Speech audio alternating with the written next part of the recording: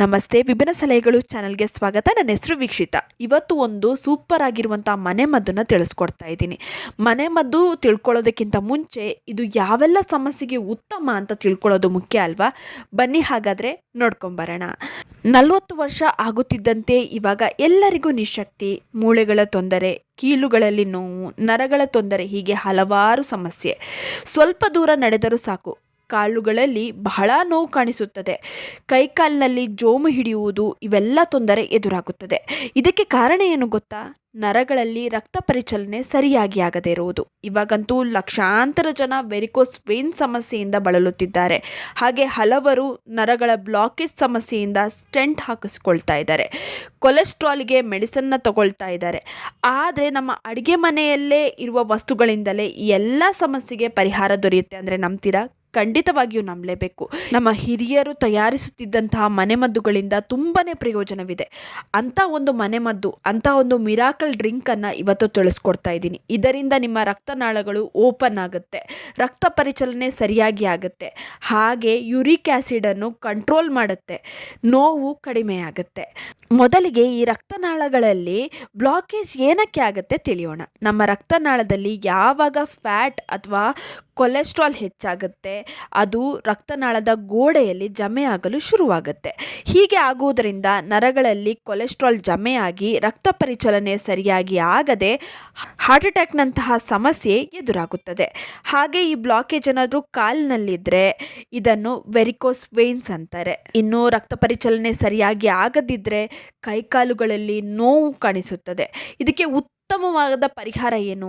ಈ ಬ್ಲಾಕೇಜನ್ನು ನಿವಾರಿಸಿ ರಕ್ತ ಪರಿಚಲನೆಯನ್ನು ಸರಿ ಮಾಡಲು ಈ ಮನೆಮದ್ದನ್ನು ತಯಾರಿಸಬೇಕು. ಇದಕ್ಕೆ ಮೊದಲಿಗೆ ಅಗಸೆ ಬೀಜ ಬೇಕು. ಅಗಸೆ ಬೀಜದಲ್ಲಿ ಒಮೆಗಾ 3 ಇದೆ. ಇದು ನರಗಳ ಊತವನ್ನು ಕಡಿಮೆ ಮಾಡುತ್ತದೆ, ನರಗಳನ್ನು ಓಪನ್ ಮಾಡುತ್ತದೆ. ಇದರಲ್ಲಿರುವ ಫೈಬರ್ ತೂಕವನ್ನು ಕಡಿಮೆ ಮಾಡುತ್ತದೆ. ಇದರಿಂದ ಕೀಲುಗಳಲ್ಲಿ ನೋವು ಕಡಿಮೆಯಾಗುತ್ತದೆ. ಇದು ನೆಕ್ಸ್ಟ್ ಒಣಶುಂಠಿ ಬೇಕು. ಒಣಶುಂಠಿ ನ್ಯಾಚುರಲ್ ಪೇನ್ ಕಿಲ್ಲರ್ ಆಗಿ ಕೆಲಸ ಮಾಡುತ್ತದೆ. ಇದು ಶರೀರದಲ್ಲಿ ಶಾಖವನ್ನು ಹೆಚ್ಚಿಸುತ್ತದೆ. ಇದರಿಂದ ರಕ್ತ ತೆಳ್ಳಗೆ ಆಗುತ್ತದೆ. ನಿಮಗೆ ಕೈಕಾಲು ಜೋಮು ಹಿಡಿಯುವುದು ಮೊದಲಾದ ಸಮಸ್ಯೆ ಇದ್ದರೆ ಒಣಶುಂಠಿ ಬಹಳ ಒಳ್ಳೆಯದು. ಇದು ಆ ಜಾಗಕ್ಕೆ ಆಕ್ಸಿಜನ್ ಅನ್ನು ಒದಗಿಸುತ್ತದೆ. ಒಣಶುಂಠಿ ಮಧುಮೇಹಿಗಳಿಗೂ ಉತ್ತಮ. ಇದು ವಾತ ಮತ್ತು ಕಫವನ್ನು ಕಡಿಮೆ ಮಾಡುತ್ತದೆ. ಕೀಲುಗಳಲ್ಲಿ ನೋವಿದ್ದರೆ ಇದರಿಂದ ಕಡಿಮೆಯಾಗುತ್ತದೆ. ನೆಕ್ಸ್ಟ್ ಇದಕ್ಕೆ ಚಕ್ಕೆ ಬೇಕು. ಚಕ್ಕೆಯಿಂದ ರಕ್ತ ಪರಿಚಲನೆ ಚೆನ್ನಾಗಿ ಆಗುತ್ತದೆ. BP ಕೂಡ ಕಂಟ್ರೋಲಲ್ಲಿ ಇರುತ್ತದೆ. ಮೊದಲಿಗೆ ಒಂದು ಬಾಣಲಿಗೆ 4 ಚಮಚ ಅಗಸೆ ಬೀಜವನ್ನು ಹಾಕ್ಕೊಳ್ಳಿ. ಇದನ್ನು ಚೆನ್ನಾಗಿ ಹುರ್ಕೊಳ್ಬೇಕು. ಇದಕ್ಕೆ 1 ಇಂಚು ಉದ್ದದ ಒಣಶುಂಠಿಯನ್ನು ಹಾಕ್ಕೊಳ್ಳಿ. ಹಾಗೆ ಒಂದು ಚಿಕ್ಕ ಪೀಸ್ ಚಕ್ಕೆಯನ್ನು ಹಾಕಿ ಎಲ್ಲವನ್ನು ಚೆನ್ನಾಗಿ ಹುರಿದು ಒಂದು ಮಿಕ್ಸರ್ ಜಾರ್ಗೆ ಹಾಕ್ಕೊಳ್ಳಿ. ಎಲ್ಲವನ್ನು ಪುಡಿ ಮಾಡಿ ಈ ಪುಡಿಯನ್ನು ಒಂದು ಏರ್ ಟೈಟ್ ಬಾಕ್ಸ್ನಲ್ಲಿ ಹಾಕಿಟ್ಕೊಳ್ಳಿ. ಇದು 20 ದಿನದವರೆಗೆ ಕೆಡಲ್ಲ. ರಾತ್ರಿ ಮಲಗುವ 30 ನಿಮಿಷ ಮೊದಲು ಉಗುರು ಬೆಚ್ಚಗಿನ ಹಾಲು ತಗೊಳ್ಳಿ. ಈ ಹಾಲಿಗೆ 1 ಚಮಚ ಈ ಪೌಡರನ್ನು ಹಾಕ್ಕೊಳ್ಳಿ. ಚೆನ್ನಾಗಿ ಮಿಕ್ಸ್ ಮಾಡಿ ಕುಡಿಯಿರಿ. ಕೆಲವರಿಗೆ ಹಾಲು ಇಷ್ಟ ಆಗೋಲ್ಲ, ಅಂಥವರು 1 ಲೋಟ ಬೆಚ್ಚಗಿನ ನೀರಿಗೆ ಈ ಪುಡಿಯನ್ನು ಬೆರೆಸಿ ಮಲಗುವ 30 ನಿಮಿಷದ ಮೊದಲು ಕುಡಿಯಿರಿ. ಪ್ರತಿದಿನ ಕುಡಿಬೇಕು. ಹಾಗೆಯೇ ದಿನಪೂರ್ತಿ ಚೆನ್ನಾಗಿ ನೀರನ್ನು ಕುಡಿಬೇಕು.